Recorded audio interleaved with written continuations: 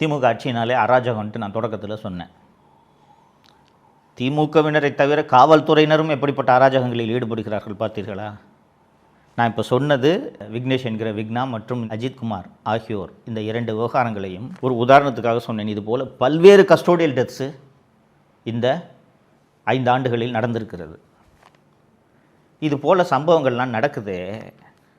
சம்பந்தப்பட்ட காவல்துறையினருக்கு கடுமையான தண்டனையை வழங்குவேன் என்று முதலமைச்சர் கடுமையாக இரும்பு கரம் கொண்டு நடவடிக்கை எடுத்திருந்தால் இப்படி இத்தனை அப்பாவிகள் செத்துருப்பார்களா? ஒருத்தன் பீச்சில் குதிரை ஓட்டுறவன் விக்னேஷ், இன்னொருத்தன் கோவிலில் செக்யூரிட்டி, ப்ரைவேட் செக்யூரிட்டி கார்டு 12,000 சம்பளம் வாங்குவான். அவன் செய்யாத திருட்டுக்காக 5 காவலர்கள் அவனை அடித்தே கொள்கிறார்கள் என்றால் காவல்துறைக்கு எந்த அளவுக்கு துணிவு வந்திருக்கிறது? இந்த காவல்துறையை கட்டுப்படுத்த முடியாத, கட்டுப்படுத்த அதிகாரமற்ற, கட்டுப்படுத்த திறனற்ற ஒரு முதல்வரை பொம்மை முதல்வர் என்று சொல்லாமல் வேறு எப்படி சொல்வது? சாதாரண பொதுமக்களுக்கு பாதுகாப்பே கிடையாது தோழர்களே.